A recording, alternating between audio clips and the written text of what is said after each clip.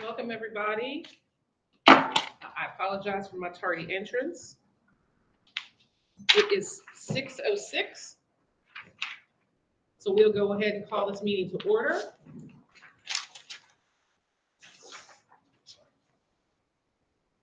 I will give you first the agenda that we have for this evening for February 7th, 2024.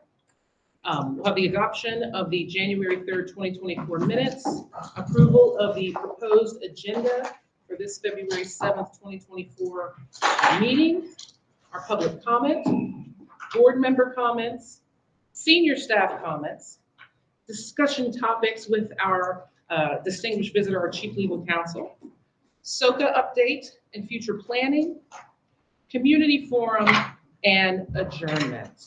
So we'll begin with the first item that we have here, adoption of the January 3rd, 2024 minutes. Let me ask first, for anyone that reviewed the minutes, did they have any additions, deletions, changes, anything, anyone, comments? All right. Do I have a motion to adopt our January 3rd, 2024 minutes? Motion. Do I have a second? Second. All those in favor, say aye. Aye. Opposed, nay. Any abstentions? Motion carries. All right. I have read our approved agenda, which is now, thank you, which is now up on our slide deck. You take a second to look that over. Do I have a motion to approve our proposed agenda for this evening? Motion to approve. Do I have a second? All those in favor, aye. Aye. Opposed, nay. Abstentions? Motion carries. Our agenda is approved. All right, we'll move on to our public comment section. The board committee views public comment as an opportunity to hear concerns of the public with the understanding and expectation that it is not considered a question and answer platform with board committee members. Consequently, the board committee will not provide a response to public comment presented in its meeting or by submission of a written comment, although it may follow up with the individual as appropriate. In order to have an orderly presentation of comments by the public and to maximize the opportunity for public comment, students, individuals, and organization representatives shall be limited to 3 minutes for their public comment. With that, we'll open the floor up. Seems we have here Ms. Carol Antonowitz. Yes. So you need to teach me how to turn this on. Is it on? Just a second, we'll get you some help there.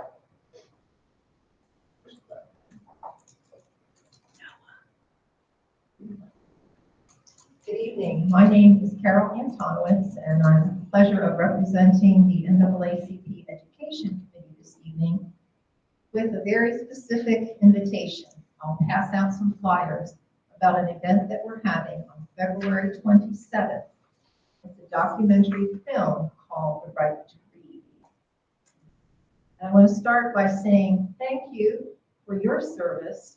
Many of you are volunteers. Some of you are employees of the school system, but the fact that you're here means that you care about our students, and that's the most important thing to me. Many factors go into creating a system where every child can succeed. We've worked on anti-racism policies and so forth, school climate, resources. But if you care about students, I hope you will also care about their teachers and make sure that they have the proper training to teach reading on evidence-based methods. I'm inviting you to learn more about this issue because I was horrified when we reviewed the Maryland Blueprint Plan for FCPS to see the huge numbers of children who are not achieving proficiency in reading. It's terrible. And we're saying 3% increase every year? To me, that's not acceptable. There are methods, and I know there's a lot of good teachers and a lot of good leaders and a lot of good curriculum folks, but we got to do it better. So I hope when you learn more about the science of reading, if you're not able to come, there's a QR code on the flyer where you can view the film. But just Google The Right to Read, Science of Reading, because a big part of making the changes that are needed has to do with teacher training. The Mississippi Miracle, have you heard about that? No? The state of Mississippi passed a law in 2013 requiring several things, but a big part of it was training teachers in evidence-based methods of reading instruction. In 10 years, they went from 50th in the country to 22nd in the country, middle of the pack, the bottom of the barrel, middle of the pack, because they're using these evidence-based methods. And they equip their teachers with the right textbooks, etc. So yes, parents, families, and community are important, but it's time to stop blaming them.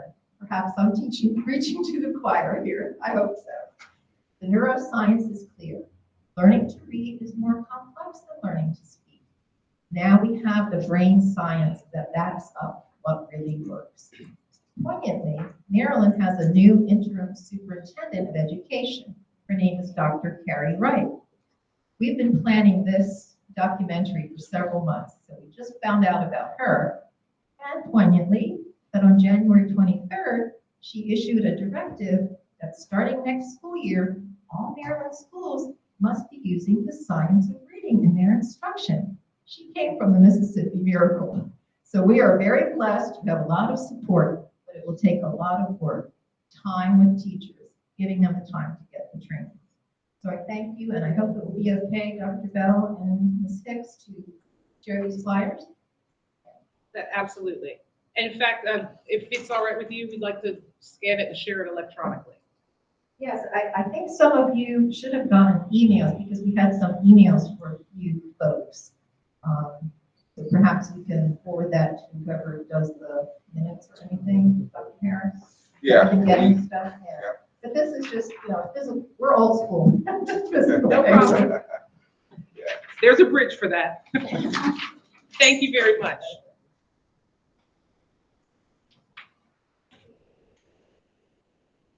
All right, with that, we will move on to our next agenda item. We'll have board member comments. We'll have Ray Gallagher. There she is. Hi, good evening, everyone.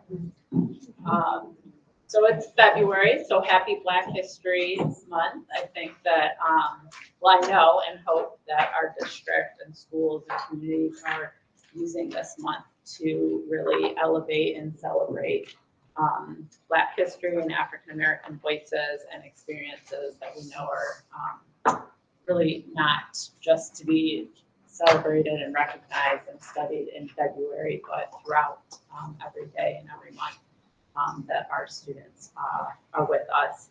But I know that there are a lot of events happening. I don't know if Dr. Harris will be sharing some of those as well. I had the opportunity to attend the opening of the Black History exhibit project that is now on display at the downtown library this past weekend, which is a collection put together by a group of Oakdale High School students. It'll be on display in the library for the entire month of February, and then it will be rotating around to several of the other high schools that delve into really local Black history and African-American accomplishments and people and places.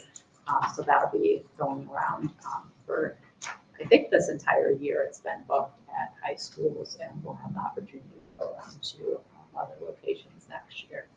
So that's one that just happened, and I know that there's a lot that's happening this month. So I'm looking forward to maybe hearing more today too as well. Oh, one other thing I wanted to mention, sorry. Our policy committee also, and maybe Mr. Blivis might mention this later too, our policy committee has recently looked at and updated with Dr. Harris's help our educational equity policy. So that's coming before the full board in our February meeting as well for hopefully approval. It's already come before board one time this year. And so hopefully that it is not a new policy, but it has been updated with some updates. Good. Thank you. We will move on to our senior staff comments. I see that we have Dr. Harris. Unfortunately, we do not have Dr. Artis, but I'm certain that you will carry the weight all on your own. Yeah, so Dr. Artis is in training tonight, so she's not able to be here. And then we received the message from Scott Murphy. He may be late tonight, but nonetheless, I do have some comments to share on his behalf as well. So regarding the right to read, I know that this information was shared with all staff. FCPS staff, and so we are definitely looking forward to staff attending this one February the 27th. So thanks to the NAACP for hosting this. I know it's been a while. They've been trying to host this. It's been, other opportunities, but I'm glad it's come to fruition now. Because definitely, as a school district, we do a lot of training on the science of reading, and all the information we can continue to get, the better. Also, of course, this is Black History Month, and through our curriculum office, through our office, there are resources, there are lessons, there are announcements that's sent to all of our schools. And so in all of our schools, there are lessons that will be shared in the various classes, whether it's core content areas, whether it's specials classes. We have all kinds of lessons and things and activities happening in our schools. So wanted to share those things. On behalf of Scott Murphy, he just wanted to make sure that we, as a racial equity committee, are paying attention to the work on equity and grading. So he presented in November. And so what's happening right now is that they're working on stakeholder communication about the grading work, and wanted to make sure that the Racial Equity Committee saw the equity and grading video that was sent out not too long ago through Find Out First. If you missed it, I can make sure that I give the links so that if we want to share that Send it to again. me and I'll get it to the group. Okay, yeah. So, so those things are happening, continued work on that. He'll just update us as we continue to go along. Also, with Student Voices, we previously had a conversation, a lot of discussion on that. And so as mentioned during that presentation, one of our culminating activities is our Changemaker Summit. And so Dr. Artis and her team is busy working on the Changemaking Summit, which really is an opportunity to bring together students from across FCPS to engage in student discourse, to engage in action. And it's all of those who participated in the Student Voices program this year are invited to participate in that. So we're doing this in partnership with Hood College this year on March the 14th. So that's happening. I know during our, when we talk about SOCA, there are some other opportunities that are happening with them. So we'll wait until that part to talk about some other student engagement opportunities. Mr. Murphy, how are you? Good evening, everyone. Sorry, I'm running a little late. No problem. And so I did briefly mention equity and grading, but you may want to touch on it a little bit. But just my last announcement, or just last comment, thanks for all who attended and participated in the Martin Luther King Jr. celebration that was held the day after our last meeting on January the 4th. All of our student groups did exceptionally well. Every last one of them, elementary to middle to high school, they did well. So, but thank you all so much for your participation and engagement with that. So, Thank you, Dr. Harris. You there. Not to put you on the spot, Scott, but did you want to say anything? I know that Dr. Harris did cover the comments, but since you are here, if you wanted to say anything. Sure, thank you. Dr. Harris may have mentioned the video about grading. We did want to follow up with the committee on that since we did that presentation in November. And as Dr. Harris probably mentioned, the stakeholder communication around the work around grading is really, really important because when we talk about grading, it can get overly technical. It can be very language that can be often difficult to understand. So we're just really trying to make meaning for the community on those issues. The only other thing that I wanted to mention is as it relates to Policy 117, our work around those regulations continue. In curriculum, there are a ton of regulations that touch curriculum in various ways, whether it's the approval of textbooks, whether it's the approval of standards, whether it's library materials, whether it's a pilot courses, the list goes on. And so we've done a first pass at many of the regulations, but are also now going deeper to make sure that every single one of the regulations that touch curriculum are aligned to Policy 117. I'm assuming you'll hear a little bit from Mr. Blivus later about our work with updating the regulations. So those are the main items that I want to address tonight. Thank you. Excellent, because that dovetails nicely into Stephen Blumentson's brief presentation and then discussion that we will have. So we'll move on. Discussion topics with our FCPS Chief Legal Counsel. It's the first time I've ever had anyone cheer for me. Applause, I appreciate. Cheers for this. So, well, thank you all for inviting me to join you today. I really appreciate the opportunity to come and introduce myself to you all, because I am still new to FCPS. I'm allowing myself until April 11th, which will be my 1-year anniversary, to say that I am new. So I appreciate this opportunity. Before I dive into the policy and regulation topics, which clearly are what I'm here to talk about, I just want to tell you first a little bit more about who I am and about what my office does, so you kind of have some context for the work that we do.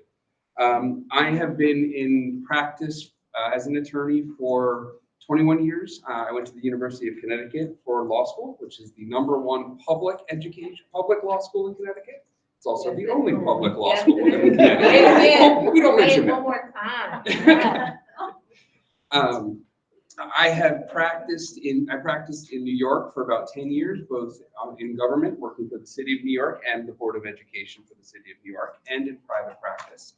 I moved down to the DC area, worked for the city, for the district for about 8 years in a bunch of different roles, as a trial attorney, as in-house counsel, and doing risk management, working for the fire department, doing labor relations. I got tired of the commute and moved my practice to Montgomery County to do labor relations. Went to MCPS to do labor relations for them, and then got the amazing opportunity to come here in April to work for FCPS. And just as a point of personal note, Ms. Hammond here, Principal Hammond, was my son's principal for 2 years when he was at the school she was at before where she is now. So it just shows how small a world we have here. So I am so excited to be a part of the FCPS Legal Services team.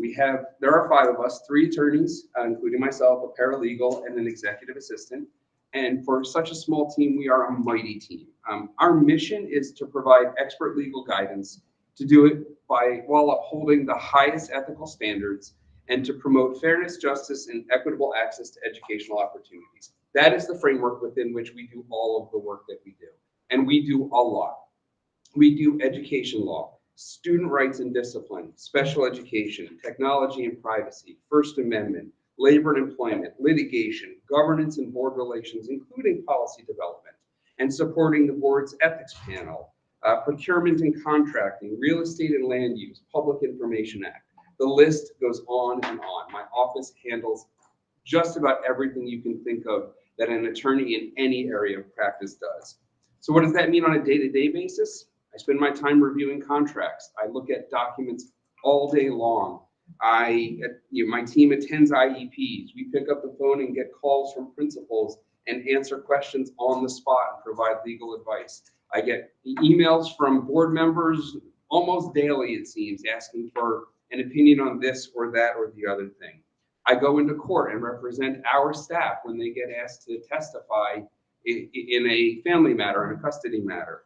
I defend the system in litigation. I affirmatively sue people when it's necessary to do so, though that's something I never really want to do, but it is something sometimes we have to do. I say all this to say, I give you all of this context so you can see when we are doing our work within that framework of promoting fairness, justice, and equity, we're doing the work that you guys are here to support, because this is important to the system for us to function. I do want to say one thing about what we are not, because I think there is a bit of a misconception of what legal services does. We are not a compliance department. I do not have the staff to manage and monitor compliance with policies and regulations. We provide guidance, we provide interpretations, but I do not go out there and affirmatively make sure that we're doing things the way we're supposed to be doing things. I simply do not have the ability to do that. Ms. Gallagher, if that's something the board wants, though, you can give me like 7 or 8 more attorneys, and I would be happy to take on that role. Turning to the to what you came, what you asked me to come here to talk about, and that's policies and regulations. And actually, I'm going to give another level of some background here, because I want to make sure everyone understands the process for, what policies and regulations are to the system and how we get them. So the policies are the responsibility of the board. It is the statement of the board's expectations for how the system is going to run. And the policies can be guided by federal law, state law, the Code of Maryland Regulations, which we refer to affectionately as the COMAR, the norms of the community in which we operate. There are 5 principal areas that our policies cover: board operations, system operations, staff, students, and instruction. The policies are essentially the what. What is it that the board envisions for the system? The regulations are the responsibility of the superintendent. They are the implementation of the board's expectations. So they too can be, driven by what's required by law or COMAR. They are the how. So if the board tells us the what, the superintendent tells us the how we're going to do what the board is looking for us to do. So over the last year since I arrived, we have placed an incredibly heavy emphasis on reviewing our policies and regulations. So let me talk about how policy comes to be. It starts at the policy committee, which Ms. Gallagher is the chair of. It can come to the policy committee, whatever the policy is or the need is, may come because the law requires us to do it. I was looking at a COMAR section today that says we have to have a policy that looks at the procurement of instructional materials. And I think we have some work to do in that area. It can come to the policy committee at the request of 3 board members, or the superintendent can make the suggestion, hey, I think we need to look at this particular policy. The staff will come to a policy committee meeting. Scott has come to several and will be coming again soon. And so has Dr. Harris, actually. I don't want to leave you out. With proposed edits, or just with the question, board, what is it you're interested in? And one of the things we always talk about, and if you watch our policy committee meetings, which are recorded, there's often discussion of, well, how is this going to be applied equally amongst all? Are we making sure that everyone is getting the same educational opportunities in developing these policies? Once the policy committee approves it, and it is not a rubber stamp, our policy committee is intense in their questioning. We often bring policies back 2, 3, 4 times to make sure it is a good policy. Then it goes before the full board. Once the full board has it, they give 2 readings to it, unless it's a technical amendment changing a word here or there. And in those 2 readings, we have the full scope of all 7 members of the board, plus the student member, taking a look at whether this policy fits with the goals and objectives of the board and the superintendent. In 9 months, we have revised 20 policies, which is an incredible number. We have been pushing incredibly hard to get through those policies. Regulations follow a similar process. They go before the Regulation Review Committee, which is the superintendent's way of bringing together a group of people, staff, cabinet, school-based principals, our union partners, and members of the community. So we get a lot of different perspectives on how we're implementing what the board wants. In 9 months, we've approved 49 regulation changes, with 28 being published or decommissioned and 21 more still in process to get published. All of this is done, again, with that perspective of racial equity. And how are we making sure that we are implementing what we need to do in a way that is sensitive to the needs of our community? So as you know, we have Board Policy 119, the anti-racism, or 117, sorry, anti-racism, and Policy 444, the Educational Equity and Excellence Policy. 444 will be, as Gallagher said, will be up for revision after a second reading before the board on February 28th. No, February 14th. February 14th. And Dr. Harris's team and Scott's team have done a significant amount of work to look at those regulations, to make sure those regulations are updated appropriately. So I was asked to come and talk about the interpretation and enforcement of regulations, which is why I gave you that what we do not do, because we don't do a lot of enforcement of regulations. We do a lot of interpretation though. We do that regular and often. The goal when we're being asked to interpret for us is to make sure we're being consistent in our application. Are we giving the same advice in this to each person who asks the same question? Because that is how we ensure that the regulations are being implemented equally and fairly across the board, so that one school is not doing something a little bit differently than another school. That's how we can ensure it. We don't police it, but by giving good, consistent guidance, that's the way we make sure that happens. And that often means we ask, the very first question is, well, what was done in the past? How has this been done previously? Now, that does not mean just because it's been done a certain way in the past that we're going to necessarily say this is how it should be. It was done that way, so let's keep doing it. You know, I absolutely reserve the right to say, you know what, I don't know that that practice that was done in the past is necessarily consistent with the way we should be interpreting the policy, the regulation, or the law now. But it's helpful to understand where we were when deciding where we need to go. And so that is always, you know, one of the first questions that we ask. One of the biggest challenges that we have when we're looking at our policies and regulations and giving interpretations is balancing systems operations with the First Amendment. And so I'm going to pivot a little bit from policy and regulations, talk a little bit about the First Amendment, because I think, you know, this is a really important topic, especially for this committee. So generally, schools are considered limited public forum, which is a place where the government has intentionally reserved a forum only for certain focused discussions. So in this case, education. Accordingly, you know, we have the authority as a system to regulate speech so long as it is done in a time, place, and manner which is content neutral or viewpoint neutral. So we can decide that public comment will be limited to 3 minutes, and that you have to stand at the podium in order to give public comment. That is a content neutral, viewpoint neutral restriction that we can give. We cannot say, however, that public comment is only going to be permitted if the position is favorable to what the board believes is important. That would not be viewpoint neutral. That would be a violation of the First Amendment. So we have the ability to shape the speech that we hear. At the same time, no one leaves their constitutional rights at the door when they come into a schoolhouse. Staff, students, they retain their constitutional rights. So to impose a restriction in that context, there has to be a material and substantial disruption to the school environment or an invasion of the rights of others. So what does that mean? Well, will this speech create the threat of an imminent violence? That's really one of the core questions that we ask when considering, is the restriction of speech at a school appropriate?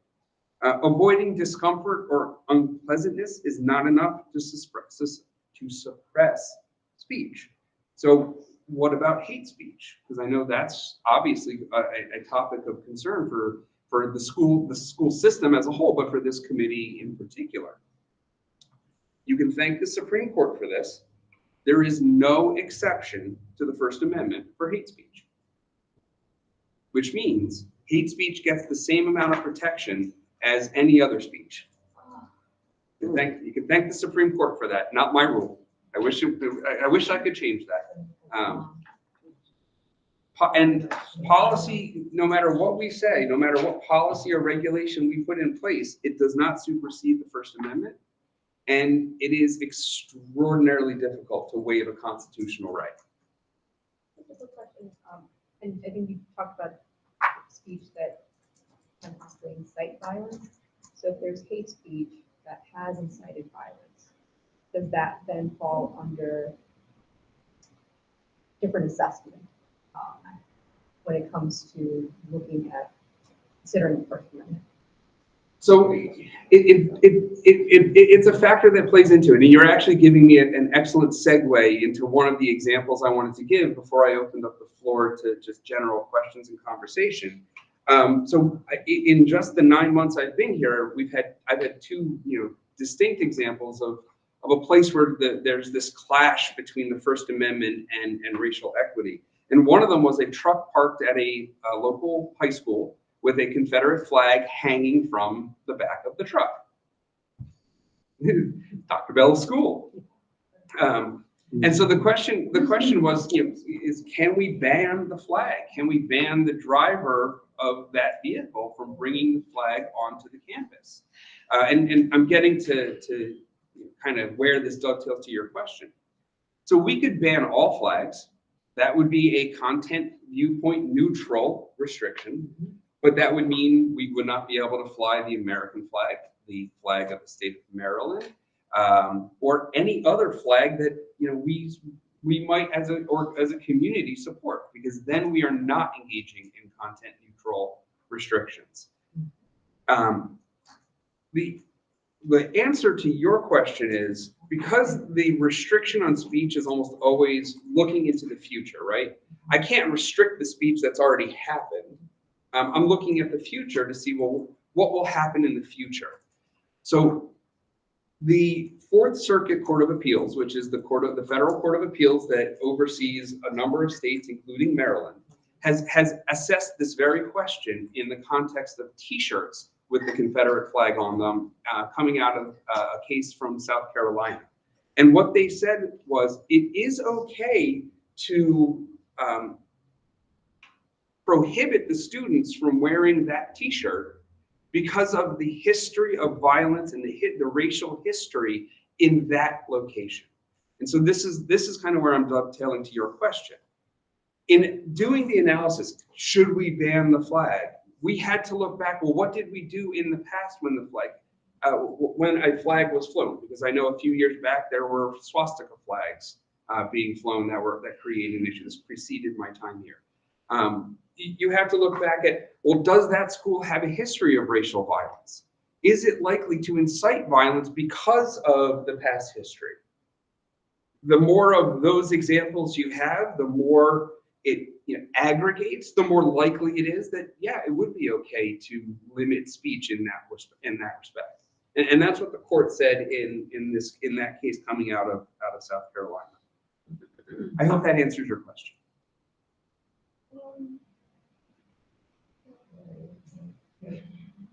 I think any example that you offer, there's always going to be, the law is flexible.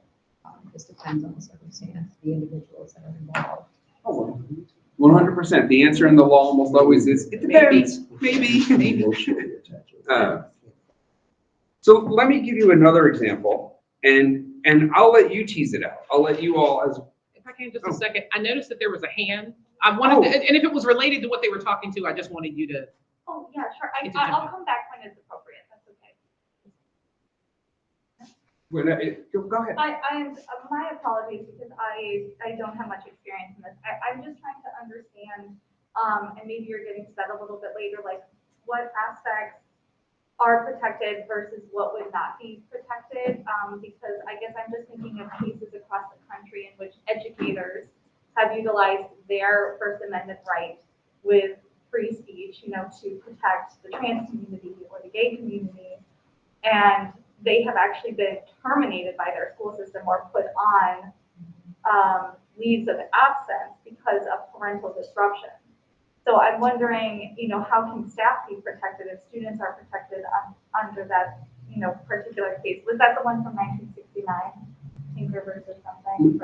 Tinker versus Des Moines was a case about armbands during the Vietnam War. Okay. The T-shirt case was Hardwick against Hayward. It came out in 2013. Honestly, I don't know why I asked. I That's really okay. don't have much information about it. But that was my question, is like trying to decipher why are some constitutional amendments appropriate in school and they're allowed those certain rights, like for vulgar speech or something. Like, does that mean we don't have any real leeway with that? Like, we can't do much with it? So, again, there's no bright line, unfortunately. I know that it's nice to find bright lines that make it very easy to say, here's where, on the left side you're good, on the right side you're bad. But there just isn't that in the law. It's always going to be very fact specific. I can't speak to the cases that are happening elsewhere in the country because I don't know the specifics of those facts, what laws that they're relying on or what disciplinary authority they're relying upon. And the extent of their state constitutions may actually exceed, which are allowed to give more rights than the US Constitution. I know California did that. That was where I went to law school.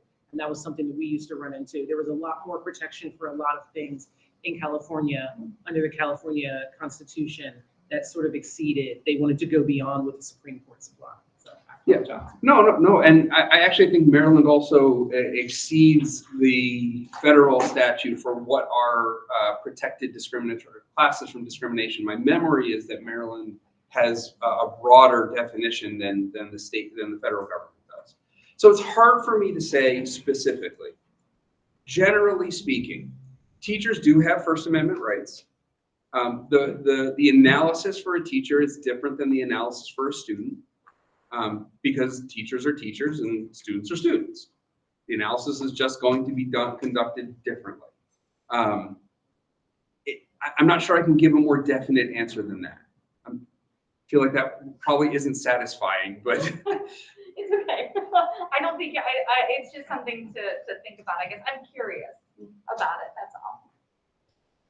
So I want to throw another example of something that actually did happen this year in school, and I want to hear what you all think about this, and then I'll tell you kind of how it played out. We had an elementary school student who, and I should mention that this was in September, and that date is important. An elementary school student who wore a yarmulke to school with the embroidered statement on it, "Nothing says never again like an armed Jew.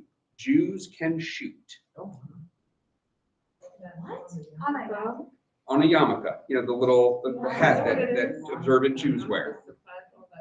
"Nothing says never again like an armed Jew. Jews can shoot." So do you think that is protected speech? That's very. I want to say no, because it could be construed as inciting violence. Yes. Jews can shoot isn't very, that's violent action. I feel like that's something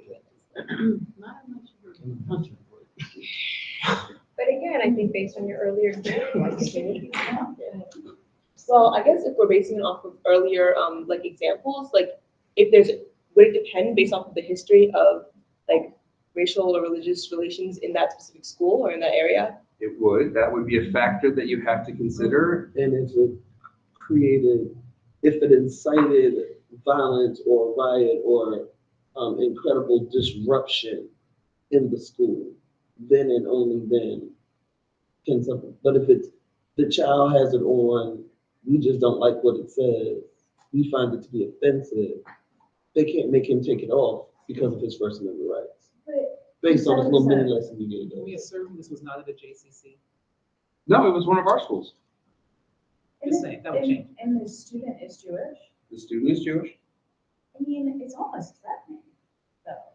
It's not just, like, I can shoot too. Like, that feels. What age range is But this kid? Elementary school. but just thinking about it, like when I think about it like that, I think the Confederate flag is that offensive to me. No, I Right? agree. Yeah. Me too, But unless it creates a humongous disturbance, they're allowed to fly it. So just using that rationale, that's why I came up with my answer. Not that I agree with it. Well, the language, It's Jews not can offensive, shoot that's not too, threatening. implies it's responding to something, so That's I would, what I was gonna so ask. I would wanna know. Just So, but Jews it can was shoot, not September. Jews can shoot too. Okay. Just Jews can shoot. Well, there was something before that. There was, Nothing says never again like an armed Jew. never again. And was That that? was Alex to like- an like incident No. somewhere in a CPS. No, No, this was something that his family. family felt was appropriate to embroider because there has been a rise in anti-Semitism and I mean, not long after this, and that's why I said it's important to say that this was September, was because of the October 7th attack into Israel and then the subsequent Israel, war in Gaza. So let me just say, first of all, that the conversation that we're having and the challenge that we're grappling with is not easy. And it is the exact same conversation that I had with the school principal, with cabinet. I mean, Dr. Harris, you were there when I raised this. You know, this is the exact conversation that we have and we grapple with. It's not easy. So Nothing Say Never Again is rooted in Jewish cultural history. It ties back to the Holocaust. So it is a strong and powerful statement for Jews and for those who are aware of that. Armed and shoot, those could be construed as protected Second Amendment terms. And the Second Amendment there's a strong preference for protection around the Second Amendment, like it or not.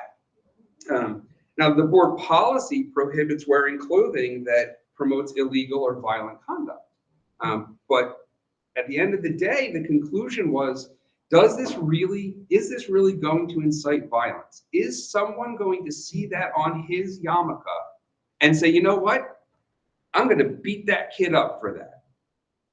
It was our conclusion, no. That seemed like an unlikely outcome. And so we advised the school not to discipline the child. I had a conversation with the parent and said, we're not going to discipline the child, but if this becomes a problem, we may have to revisit that. And to this date, so far, have not heard anything since from the school or the child about this. But it's not an easy question. What was the discussion with the parent outside of there will be no disciplinary action, but what was their response to they the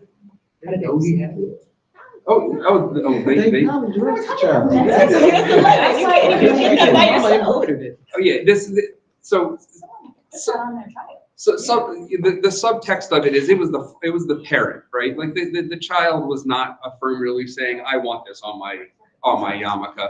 This was the parent. The child has multiple yarmulkes. This was chosen for him to wear. The parent was making a point. There was no question. The conversation with him was fairly broad about the First Amendment and what is appropriate and what is not appropriate. He was well educated, so he had done his research into Tinker and the cases that have followed Tinker. And he wanted the opportunity to be heard, and he was. So it didn't impact the school community at all? No. There was one teacher who expressed discomfort with it to the principal, and that's kind of how it made its way up to the principal. But there were no other students that made any remarks about not feeling safe or not feeling comfortable. No other staff members, and the principal. During the day, or what did he just continue to wear? I mean, he wore it, as far as I know, he wore it all day. I mean, that is the practice for Jews who wear yarmulkes, to wear it all day. I can only presume he continued to wear it, or I really don't know because I've never heard any concerns since. I don't get that kind of follow-up. So I loved the discussion. That is the kind of discussion we have, whether it's a Confederate flag being flown in the back of a truck, something on a yarmulke, or whether it's appropriate at a high school for students to walk out of class and do a rally against the violence in Gaza. These are the kinds of conversations that we're engaging in, and that we try and make sure that we're giving that same good, consistent advice on. That's really all I have. I mean, I'm happy to answer any questions or talk more, but I don't know that you want to just hear me blabber on for another half hour. I was gonna say, I know we're gonna have questions. We're gonna start here and Just go back. I literally stopped trying. Somebody, I hope y'all get it. Yes. I'm done. So here's the question I have, particularly around the Confederate flag. Frederick County has a policy about appropriate dress, right? And it says in the line, it says the principal has basically the discretion to say no. Now, in one school, you will have students who walk around in their Confederate flag t-shirts all up and down the school. Another school, in the faculty handbook, it says, or in the student handbook, it says, Confederate flags are not allowed. Same school district, two different schools. I wonder why there's such a disparity, particularly because the school I'm thinking about that allows the students to wear the Confederate flag is known for being a pretty racist community. In the other school, I don't really know, but the principal just says, I don't like that, we're not wearing that. So why is there such a disparity? Because in both situations, the students of color in the school are very uncomfortable. But unless they set the garbage can on fire, Unless it incites violence. it's not a thing, but it's definitely affecting mental health that we're talking about with our schools and with our students and our teachers and our staff. So I'm sorry, I just don't understand that. So just make it make sense. Well, I don't know that I'll be able to make it make sense, but I'll try. As I said, early on, we don't have the ability to police and monitor how our policies and regulations are being implemented. The way that we get to that question of why one school is handling it different than the other is for someone to say to us, hey, you know what? School X is doing this, school Y is doing that. Those are two very different things. And we think that that's wrong. And we have a process for that. I have the ombuds sitting right next to me who can receive those kinds of complaints. We have an informal complaint procedure where those kinds of questions can be brought to the attention of the principal, from the principal up to the director, from the director up to the cabinet, to the cabinet member. The way we learn about these things and the way we work to correct them is to follow those processes. There's really no way for me to be able to go in there and to know that two different schools are doing things differently. I'll email you. I'll just say too, dress code is in our 400 series of policies. It's actually on our next agenda to review February 28th. And so if you also have broader comments about it as we look at the policy, because equity is one of the lenses that we are always looking through as we're revising our policies. And so that goes both to how things are being implemented and even just the language in the policy itself. So the timing is great because we're about to look at that specific policy as well. And perhaps there is more poignant language that we need to. I just worry that, it's a matter of extreme. So we want violence to break out in order for it to be considered, maybe we shouldn't do this, and is that in line with all of this work we're doing as a school system around equity? We certainly do not want violence. That's a clear, hard stop, period, end of sentence.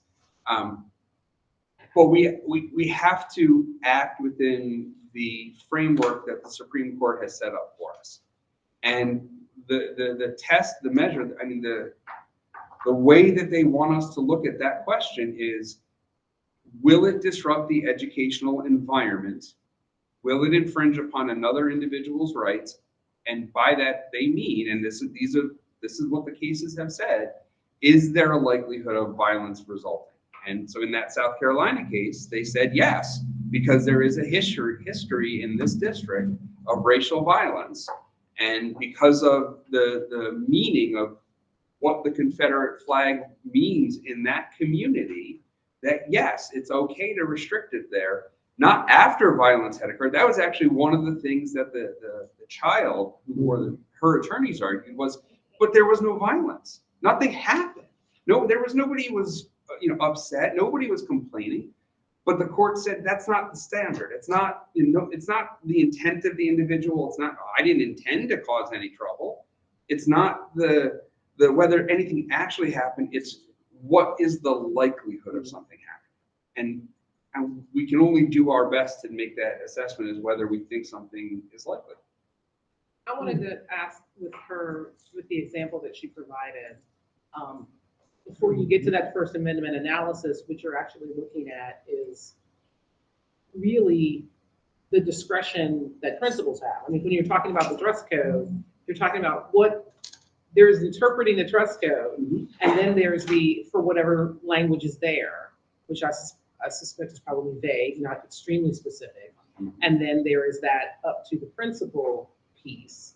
And so wading through that is going to be your first steps before you end up getting to this analysis. Yes?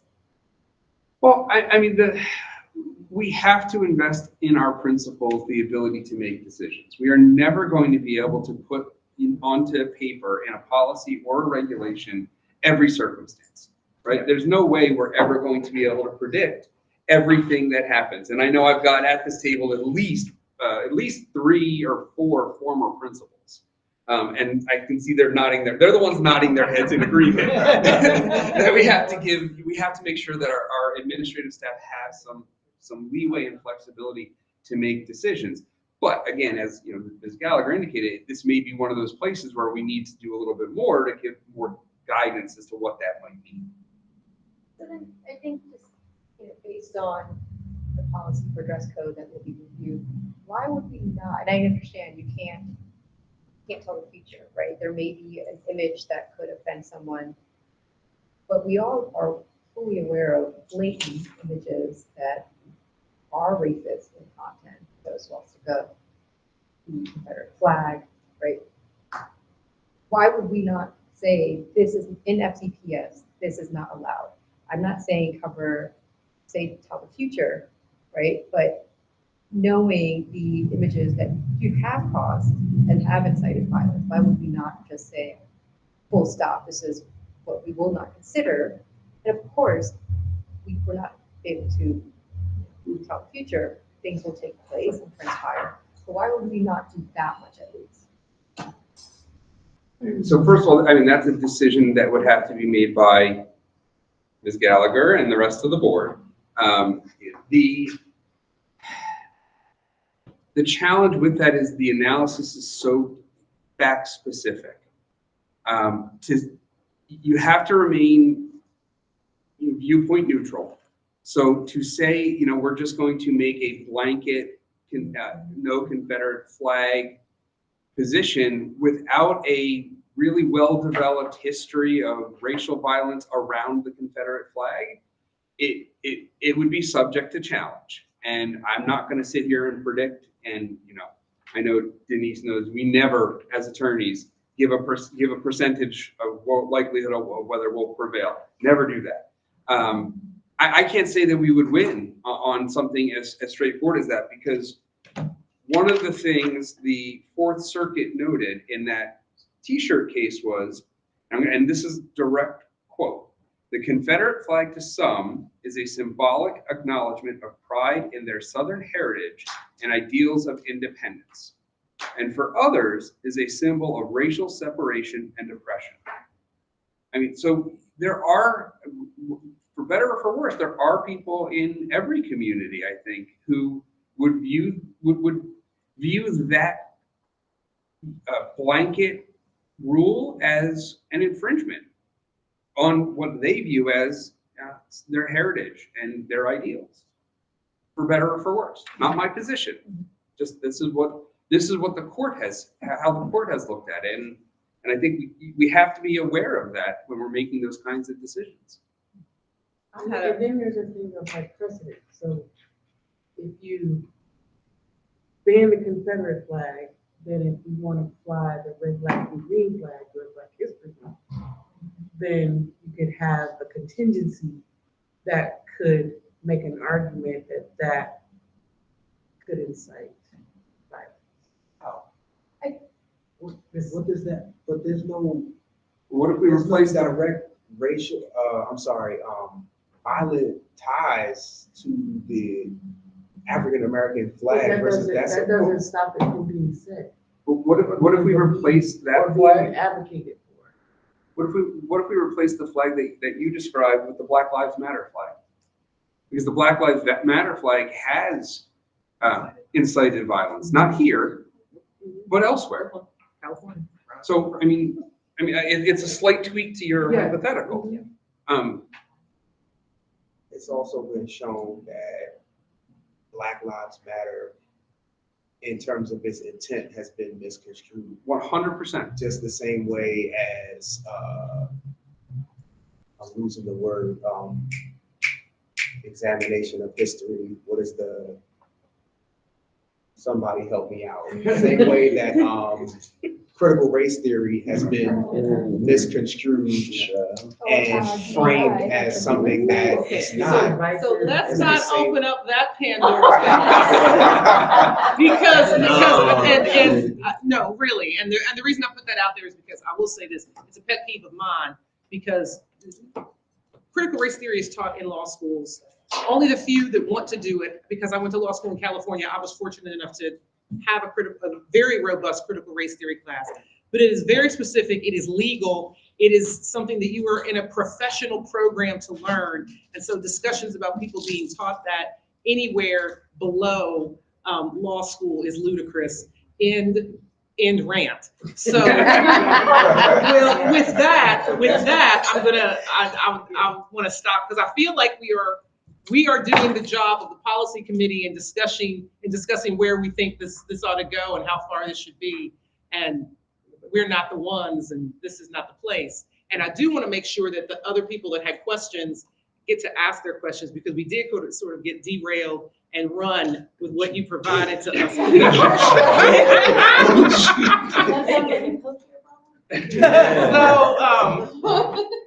just saying. So I know you had a question and you've been patiently waiting to get your question, and I want to make sure others get their questions of Stephen if they want them. So it was also a question and more a series of concerns or critiques.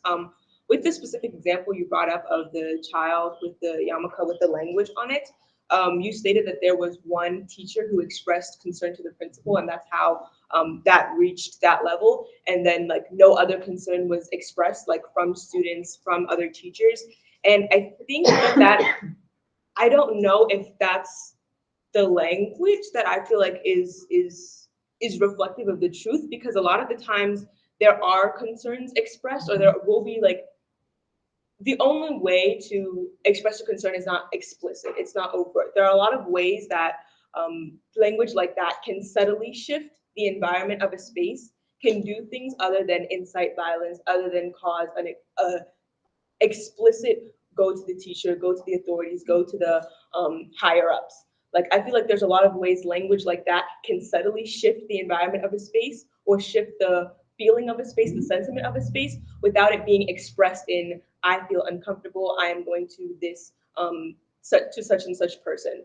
And I feel like to say that there was no other, like nothing else happened than that, maybe nothing else happened, maybe no one took it further for your end, like on your end, like receiving it. But I would say a lot of the times as a student within spaces with other students who wear those sort of things or exhibit those sort of behaviors, there are a lot of concerns we have that we don't necessarily express to teachers, to principals, to authority figures, but we express those concerns amongst ourselves, and then our actions and behaviors within a space change according to what we're seeing. So let me respond in two ways to that. One, I think it is part of the job of every single employee in FCPS to work towards creating a safe space so you do feel like you can come forward. I think you're right that it is often the case that students don't bring those concerns forward, and they may not bring them even forward to their family, to their parents. But it is part of our job to make sure to make that environment possible that you can come forward if you want.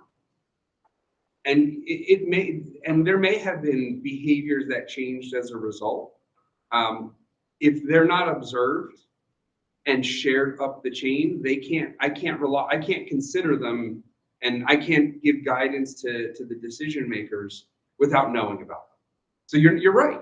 Like you're absolutely right. Behaviors may change because of that. But unless that's observed and shared, there's no way for me to give guidance based on that. So let me And also maybe interpreted accurately, because when you see behavior problems, what are the behavior problems attributed to? they might not necessarily be attributed to the incident in the classroom, but they might be attributed to interpersonal or personal characteristics of the students or other school things that happen that lead to behavior concerns. I feel like my only thing with that point is, we can say that such and such behavior didn't cause violence, but a lot of the times it can be one of many underlying or one of many things that set the precedent for later violence. So a lot of the times, you can look at a specific action, or you can look at that student with yarmulke and say, due to what I have seen, due to the evidence that I've received, this didn't do anything, so therefore I cannot make any changes about it. But say in maybe like 2 years, something does happen, and then that student lists, I don't feel comfortable within this space, and that's one of their laundry lists of reasons as to why they don't feel comfortable within that space. So that can contribute to it, but in a more long-term, in a less overt way, is what I was thinking about. And there's not as much we can do about that sort of behavior. Unfortunately, there's not, and until I get a crystal ball or have the ability to foresee the future, unfortunately, we're just kind of challenged with doing the best we can with the information we have at the time. But I think you're right. But I feel like the school system has collected evidence from particular schools, communities that would suggest that this is problematic. Right? I love the fact that I'm not in your job because your job is just based on the law. And our job is based on the people. And how do the laws and the regulations and the policy affect the people? And as such, how does that then determine how they coexist in the school building? So I think the hardest part for me is the idea of, unless we have explicit violence or danger, then it's not dysfunctional, but it is dysfunctional. And students have said it over and over and over again. I mean, just go to the equity office. Go. They say it day in and day out. This is offensive. I don't feel safe. This is what happens. They throw those things at us. It doesn't matter. We tell, nothing happens. But then when they fight, then it becomes. Right, but when they fight, they get The person suspended. the person who fights is the one who's problematic, not the system that created it. So that's why I worry that it's like the police that say, well, I can't help you until a crime has to happen, and then we'll jump on it. I feel like as a system, we've done so much work trying to be more proactive, less reactive. But in the same token, I also feel that some of these kind of grayish policies make us have to be more reactive than proactive. So I just don't feel like we're in concert. Our words and our actions are not in concert. I understand and hear the frustrations, and I mean, we're bound by two things here, really. One, we're bound by what the law says how we analyze the situation, and we're bound by the decisions made by the Board of Education in establishing our policies and the culture for our system. So the remedy there is to do what Ms. Gallagher said, come to our policy meeting. It doesn't have to be the one on the 28th. It can be any policy committee meeting. You can come and give public comment about anything. We had a public comment session back in, I don't know, October maybe. Someone dialed, it was a virtual one, someone dialed in from France to comment about something that was not even on our agenda. But it was thought-provoking. And all of the board members said, you know what, that's something we'll look into because it was important to hear. So the way to make that change is to get it and to get that voice in front of the board. Sorry. I was just wondering, because it was also religiously charged, did that impact the decision? Because you cannot make someone take off a hijab. You cannot make someone take off something that, but if it was a shirt that he said, I can shoot or whatever, would that have been more easily to remove and impacted it in the favor of removing that kind of image versus? We actually took out of the equation the religious nature of the headgear, because we felt like that wasn't the issue. No one was saying he couldn't wear a yarmulke. The question was, could he wear that particular one? And he had worn others that year, so we knew he had others that he could wear. So we took the nature of it out. It wouldn't have been a question of take it off today. It would have been, if you come back tomorrow with it on, when you could be choosing to wear a different one, discipline will result. All right, last call for questions. What is the legal definition of equity? Just a little question. Oh, Just a little question. because I heard, I asked that because I hear a lot about the equality and making sure that you're consistent in how you do the analysis. But equality does not equal equity. So then what's the legal definition of equity? Your Honor, that is an excellent question. I'd be happy to research that and brief you at another time. And to be clear, being bound by the United States Supreme Court does not inherently, it will not guarantee that inherently equitable considerations are there. Right. So that, amen. So that is something to keep in mind with sort of the dance that's happening in terms of, you know, the framework that's constructed that restricts the way that otherwise protected speech can be in a limited public forum regulated, which is what we're talking about. Those things don't necessarily take equity into consideration. And as the board works through regulations, that's what they're going to have to look at. I'm assuming that this is the dance that you all do. It is, here are the concerns that people have, here are the things that they want us to address. So how do we take this and fit it within this framework that restricts us in a way that may very well be kind of a square peg into a round hole? So what are the things that we can finesse, that we can move to try to make this work so that we can get as close to what we need to address while not running afoul of the federal government and people's constitutional rights? Because there's no, as satisfying as it might be to create regulations that say you cannot, there will be no Confederate flag, there will be no swastika of any kind in any way, et cetera, et cetera. You know, nothing that displays guns, nothing that talks about guns, et cetera, et cetera. As satisfying as that might be for some people on the one hand, there are going to be folks who are offended by it. And as soon as they decide that they want to make a case of that, then the framework that is going to be looked at under is the progeny of United States Supreme Court cases that address that constitutional right. So it is important, as much as it may be frustrating, to try to honor that in doing this dance. And it's the reason why it has to be extremely important in people to report. And it can't be enough to say, well, I don't feel comfortable reporting. Find somewhere to feel comfortable reporting. Or get over not feeling comfortable.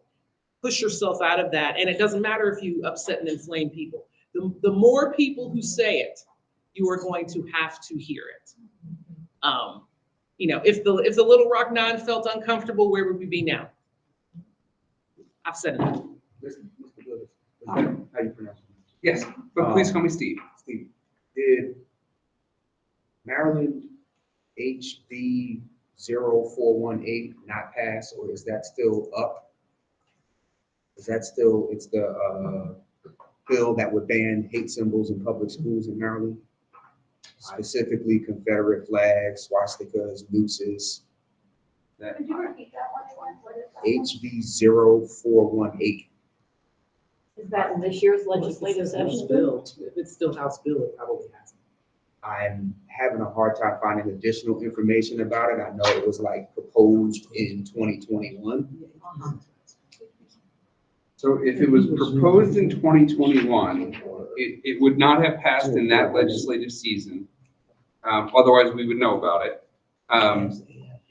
Legislation often gets recycled year after year after year after year after year. And sometimes they never pass, and sometimes they work their way and eventually do garner enough support to pass. So I have not noticed in reviewing the current year's legislation that one was proposed for this year. But I can certainly look and see what I can dig out. Can you state the name of that? HB 0418.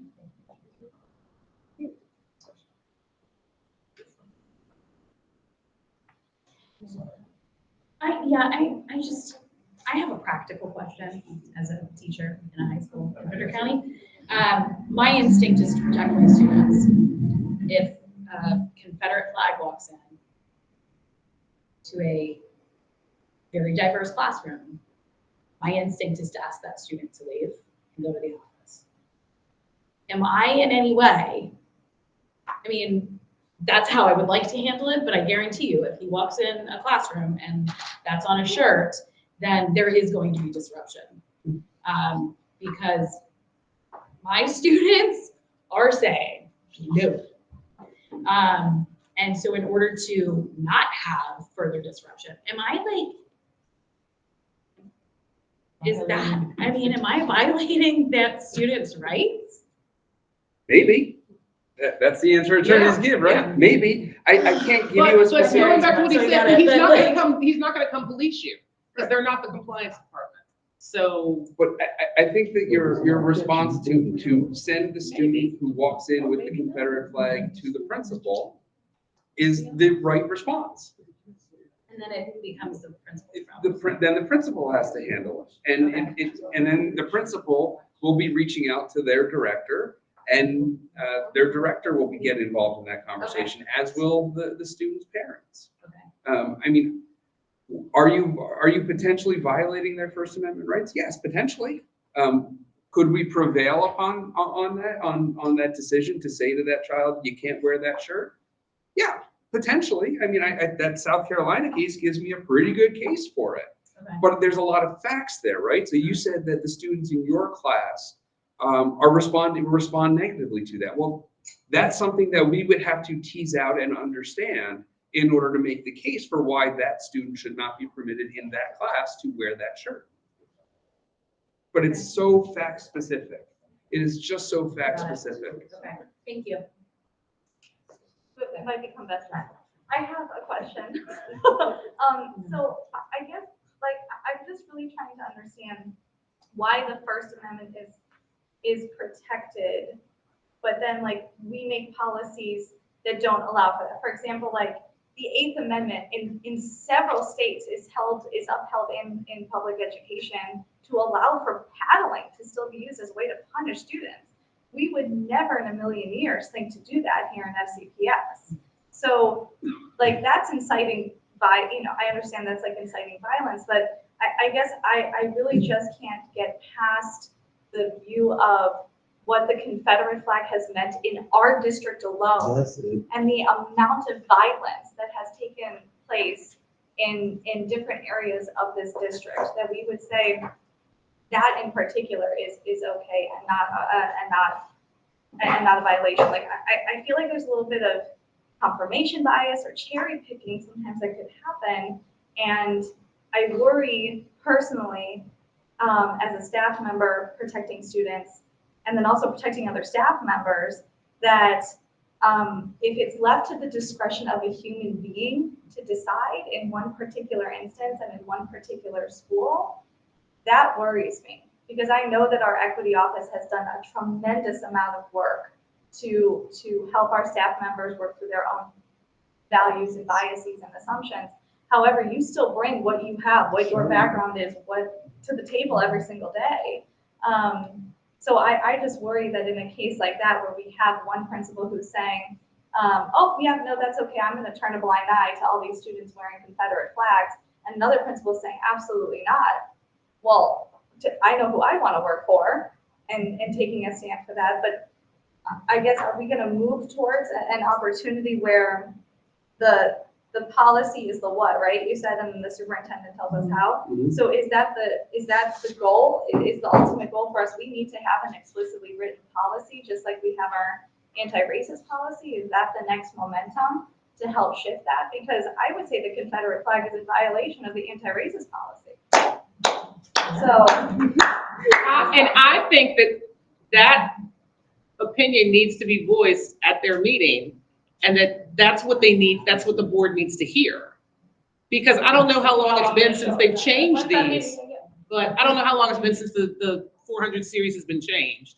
But Too many years. yeah, but so, I mean, to that point, yeah, stuff has changed, you need to come let them know. I think if there's nothing else to take away from today, it is that because the legal department is not compliance and they do not police, the only way that they can know what needs to change, the only way that the board can know, and the only way that the process can be informed for what needs to be changed is for people to show up and tell them. You need to either report it, well, you need to report it and show up and offer your opinion.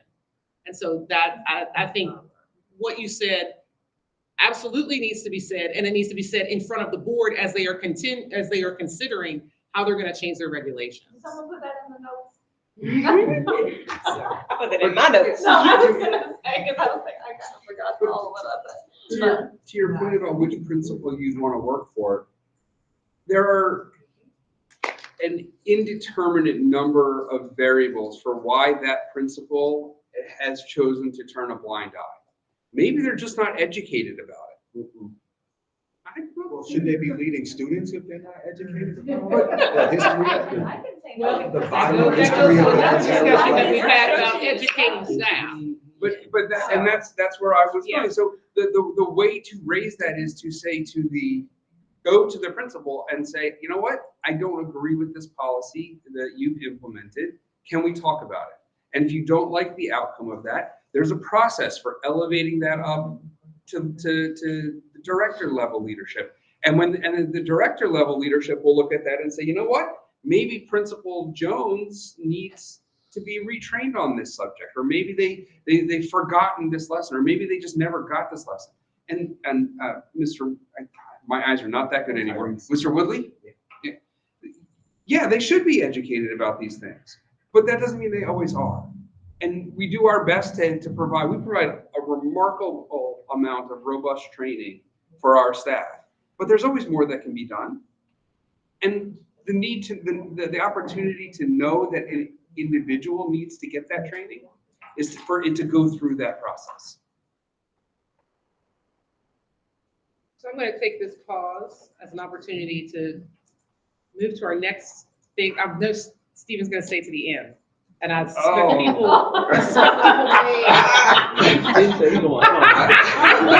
just put you on the spot. I guess I am now. But if we have, I'd like us to move on to our SOCA update and future planning. Because I think we could probably do this all night. Talking with them, because it's terribly fascinating. But I would like to move on to our SOCA update and future planning. Michelle is not here. She did send me an email that SOCA is having a field trip to the National Museum of African American History and Culture on February the 24th. There is an informational flyer she sent, so I will put that in our email and send it out to everybody. And ask that you please share it with your circles. And SOCA will be attending the MSP retreat on March 16th. More information is needed. Ms. Hammond, are you on that? Yeah, I hooked her up with the MSP scholars in MCPS. It's mostly up high school, but I'm trying to form one at my school as well. So she's talking to them to make sure that SOCA can be included in it. Okay. And that's all I have for SOCA. Yes, ma'am. Could you provide an update? I know like the last meeting, there was discussion about, of course, a field trip, but also looking for support for lunch for students that were attending the field trip. I don't know if there was any update on that. Yeah, so I can provide a further update because I did have a chance to meet with Michelle Early, Fisayo, the chair of SOCA, just based on our last conversation here. And so, yes, they are supported with food, lunch, and transportation for the museum where they're going on February 24th. And then also they are connected for the Minority Scholars Program that's happening on Saturday, March the 16th at John F. Kennedy High School in Montgomery County. So, yes, so they do have the support that they need. They have the money, and they've been able to facilitate all of the things that they need, to purchase, to secure the buses, all of those things. So they've been able to do that. They also wanted to add that they will have a multicultural night. They're in the planning for that on Friday, May the 3rd. So that's something that they are planning. And, based on our last conversation, what Dr. Artis and I did was really talk about how to increase the communication so that the word is definitely getting out to all of the stakeholder groups, directly to the students. And then we also talked about, they were bouncing ideas off of organizing for longevity and for sustainability of SOCA. And so, Denise, they're picking up on some of the ideas that you shared the last time, and we connected them with some resources and supports for organizing. They already have a very strong Schoology group where they have well over 100-something students connected there. I'm a part of that Schoology group, so. Yeah, so so we really encourage them to make effective use of that. They are going to be developing some public announcement types of things, little videos, little flyers, and all of those things, really trying to connect all of the different groups that focus on students of color at all of the various middle and high schools. And then they'll use the Schoology group to help get the word out about some of those things as well. So I think they're headed in the right direction, and hopefully they'll have a even more robust report the next time they come. And with that, we want to talk about community forum.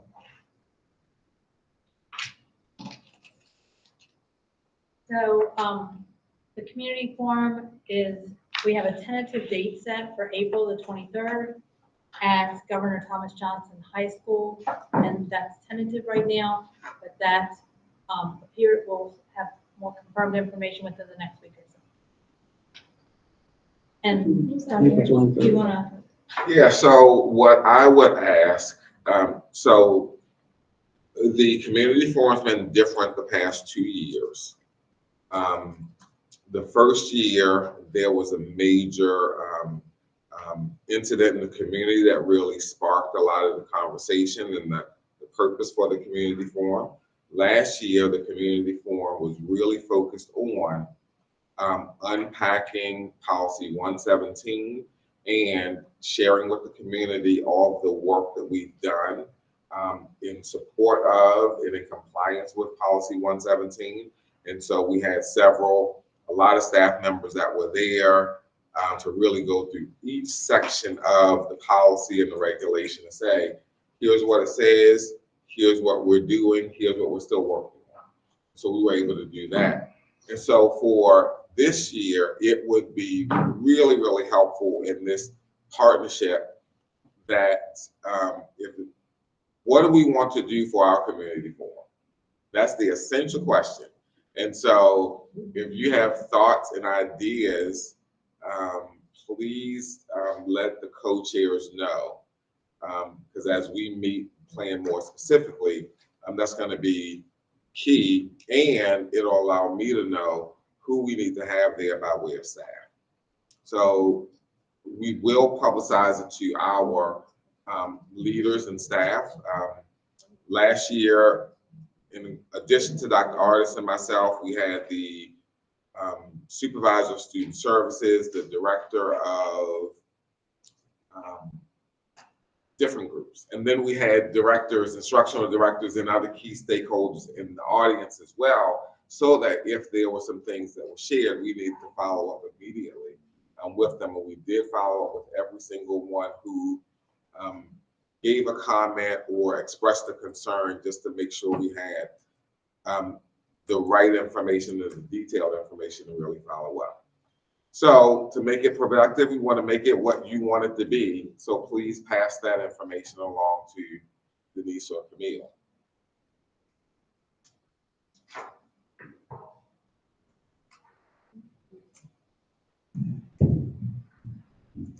Dr. Harris, is that an appropriate time at the community forum to do an equity report? Like what, I guess specifically I would want to say is what if anything, would you like to have be put out there to the community?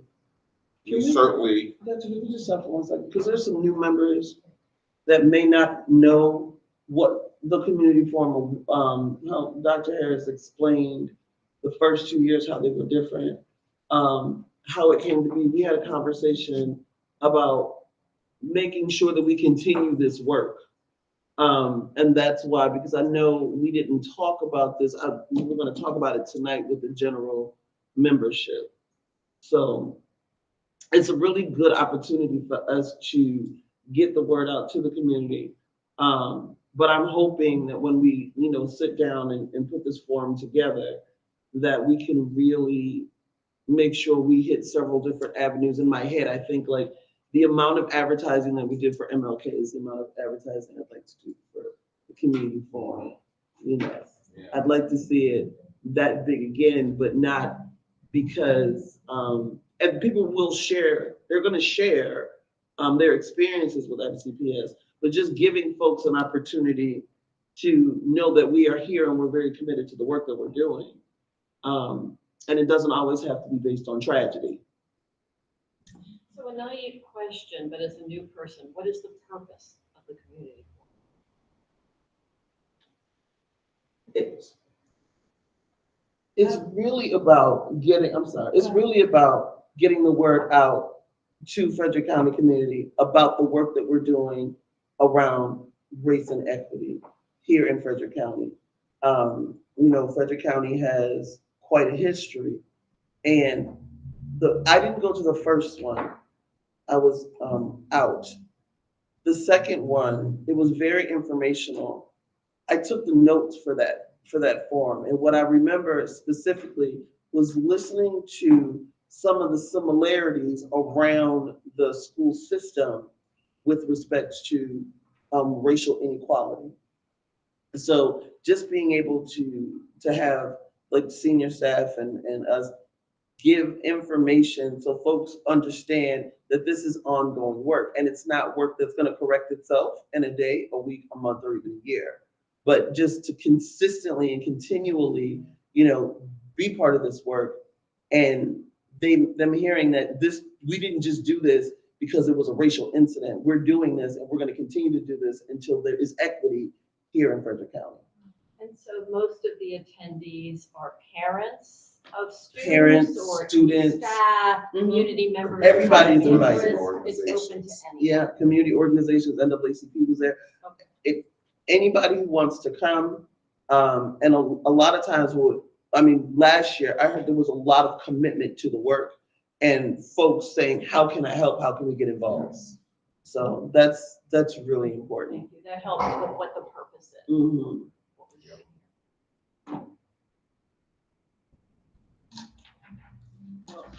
We're gonna put a pin in that and we'll come back to it. Obviously, we're gonna discuss that more, and probably have a committee. I do want to point out, I'm gonna put you on the spot again, Steve, that you had a couple of things that you said, I can get back to you on that. Mm-hmm. and you had indicated to me that you would be available to either provide answers through us to be presented to the committee or to come present to the committee again, if you're able to. I am more than happy to come back, based on the trying to schedule my coming here tonight. I know that the next time I would be available probably isn't until May. But I think I can answer the question about the legislation. Because that's what this fancy little device allows me to do. It looks like it died in the Senate in 2021. So it passed the House, the General Assembly passed the House, it died in committee in the Senate, never made it to a vote in the Senate. It does not look like it has been reintroduced since 2021. The only legislation that I have been able to search for quickly and find relates to hate crime, not necessarily directed at boards of education. So that's sitting here, quick research. That's the best I can do for you. And then the other question, I'm going to need Tilmy to come up with an answer to that one. I didn't bring my Black's Law Dictionary. I think it'll take more than that. Yes. So yeah, so with that, thank you all. Oh, Dr. Harris? Well, no, I've been quiet relative to the discussion and all of those things, because one, now you understand the work that we do every single day, and the issues that we grapple with every single day as an office. And there are so many that happen all the time. There's no easy answer. And while, I'll just talk about me, while in my work, I uphold the board policies, the superintendent regulations, making this a place to learn and grow and work for everybody where they feel welcome, belong, safe, and all of those things. I also have to deal with the fact that I'm impacted by it. And so that makes it even doubly challenging to deal with it. And really, to tell you the truth, tonight I'm really triggered, because as you all are talking, particularly our students, I'm thinking about the stuff that I have to go through, or have to go through with my own kids. As a person who does this work, as a leader in the system, and having kids to go through and experience the exact same thing that I fight for every single day. Very public, very hurtful things that my kids have to endure on a regular basis. But with our policy, our regulations, our board, and our superintendent, they're very clear. If there's any perceived racism, any perceived hate, it must be reported immediately. And there are appropriate follow-ups and actions that must be taken. If you witness, if you overhear any racism, any hate, or anything like that, as an employee, as a student, you must report it. We expect you to report it. When it comes to things where there's no specific target, there's something written on the wall, there is something outside or whatever. Tadalu, you hit the nail on the head. Just because we don't say anything doesn't mean that folks are not impacted. We take a stance that regardless of whether students or staff speak up, they have been offended. And that's the stance that we take. So what do? We make sure that if the administrator don't know who said it, don't know who did it or whatever, you certainly can communicate a very clear and compelling message of what we stand for, what we don't stand for, and what we believe. That's a minimal expectation. At the same time, we make sure that we deploy staff, support, and resources just to be there, because let's say in some of our school communities where you only have a few students of color, we make sure that we deploy staff who look like them, where they might feel comfortable in going to them and saying, I just need to talk to somebody that I feel comfortable with. And that happens all the time. We just go, Camille, you were a part of that. We just go, we show up, and all of a sudden students just start coming and talking to us. And so there are resources, there are supports, there's communications, there's messaging that we share. But I want you all to hear very clearly, there are mandatory expectations that we have. Must.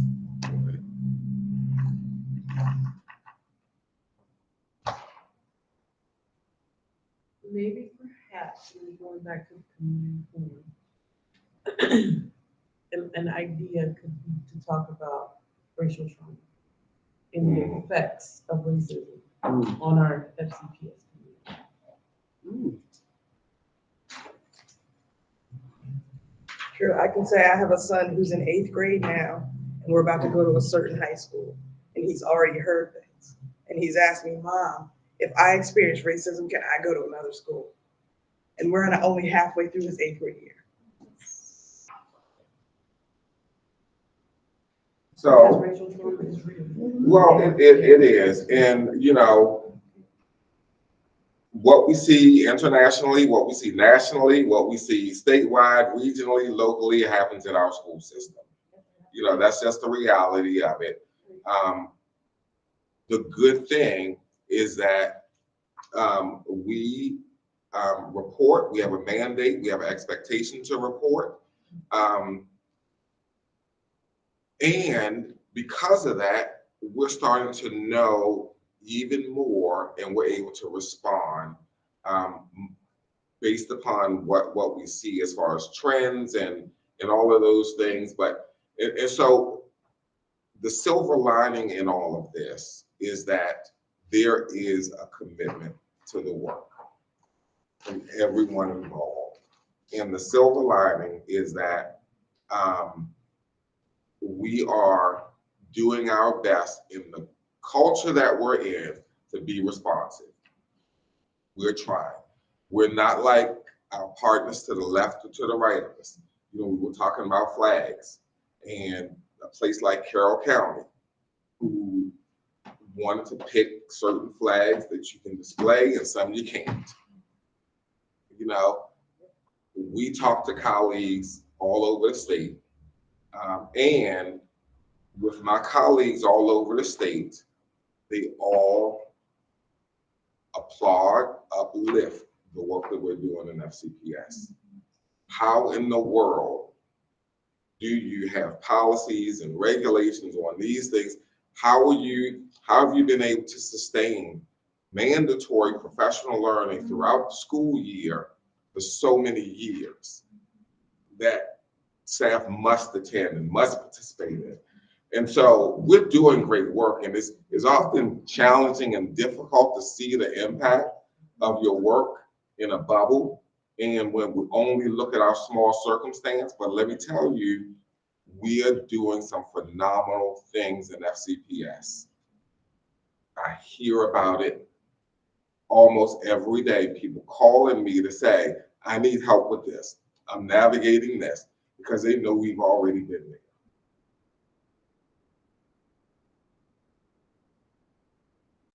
Kudos to our board. All right. Oh, that's right. Got to make sure everyone knows our next meeting, because of renovations, will be virtual only, not in person. If you come here, there will be no one. I know, you probably won't even be able to get, you won't even get email. And you all should have received that via email, and I got most people have already confirmed that they'll be at the virtual meeting. But please, please, please do not come in person. It will only be virtual March 26, 2024. I say again, thank you, everyone. I'm gonna chew on that, because that's really big and we need to chew it down. I'm gonna chew on that. I like that. Especially with what you're doing. And with that, we're gonna call it time of death, 7:45. Do I have a motion to adjourn? Motion. Second? Second. All those in favor? Aye. Unanimous. Have a great night. Thank you, everyone.